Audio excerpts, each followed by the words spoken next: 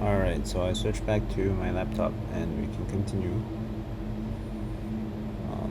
Yeah, these proportions are a lot better actually for writing. And also I don't experience the lag anymore.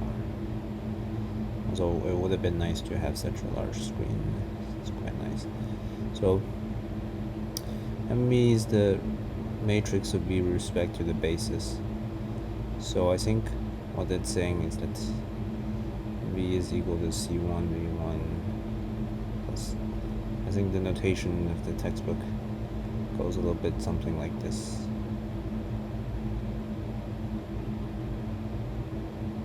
I think,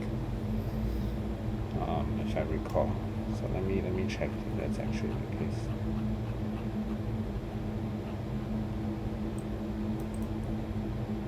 Yeah, precisely. Okay, good. Okay, so we know that we have this. We want to show that this is an isomorphism.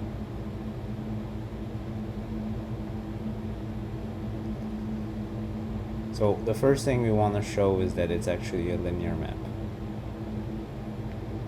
Linear maps require two things. We got T of A plus B equals to T of A plus T of B. Also, we got homogeneity. Lambda T equals to T lambda A. We want to show these two things are both true, right? Naturally, we should show them, and it's not too bad. So assume this is equal to C1 V1 through Cn Vn. This is equal to D1 V1 through Dn Vn. So if you add them together, what you're going to get is C1 plus D1, etc. Cn plus Dn. Well, this is going to be C1 through Cn plus D1 through Dn. And what this will be is Tv1 plus Tv2.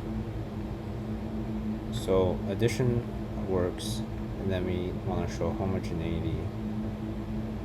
So this is equal to lambda C1 V1 plus lambda C2 V2, plus lambda Cn Vn. And then this will go into the vector, but you can most certainly distribute it out. And what that means is these two are not equal. So indeed, we pretty much immediately show that it's a linear map. So T is linear map. And then we're gonna show T is injective and surjective to show that it's invertible. Invertible.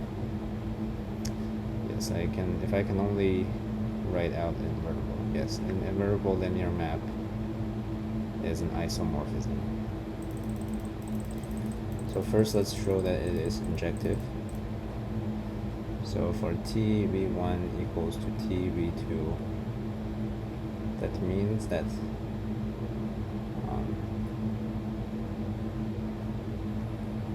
let's say it is equal to some C1, C2 through Cn. For this to have happened, then V1 needs to be equal to, oh, maybe I shouldn't have used V1. It's a bit of a weird coincidence. Maybe I'll use V naught and V, right? So what this means is that V naught is equal to C1 times V1 plus Cn times Vn. Also V is equal to C1 plus Cn through Vn, right? And these two are then the same. So this is forced. You may also wish to show that the kernel is 0, so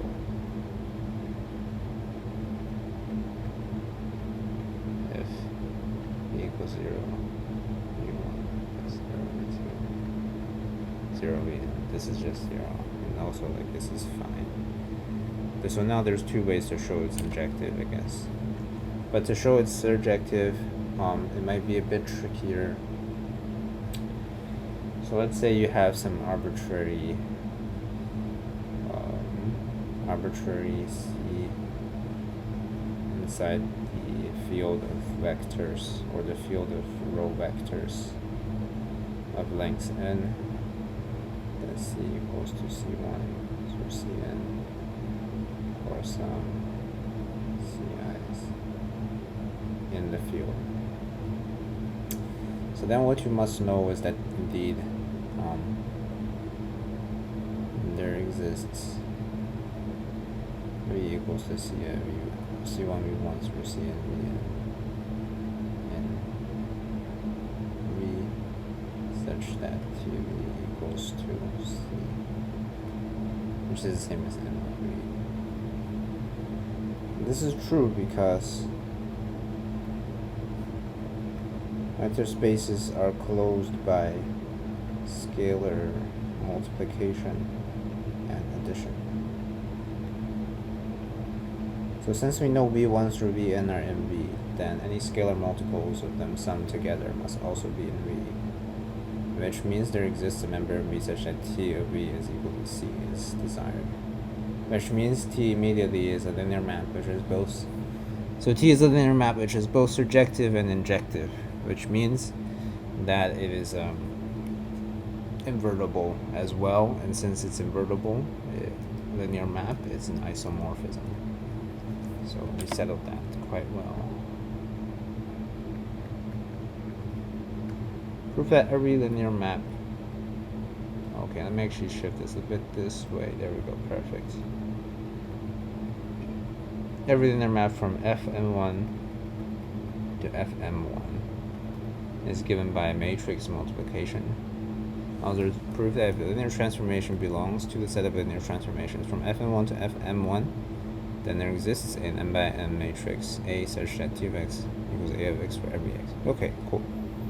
So it's trying to say that for every linear transformation from here to here, there exists a matrix representation of it such that the matrix transformation acting upon the vector is the same as the linear transformation acting upon the vector is the same as the matrix being multiplied by that vector. And I think there is a very strong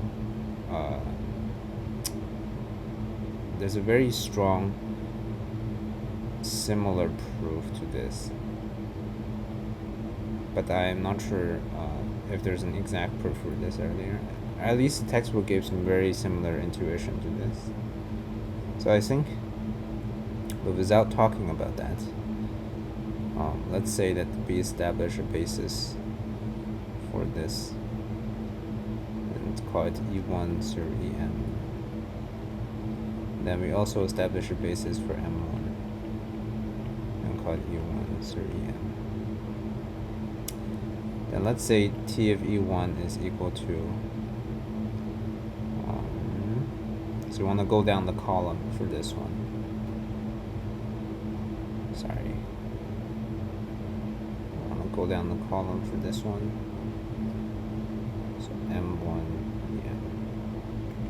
And all the way into T of En equals to A M1 En. Sorry, that's not the right one. It's V1 and Mn. Yeah. Right? And then given this transformation, which is defined as such, because any for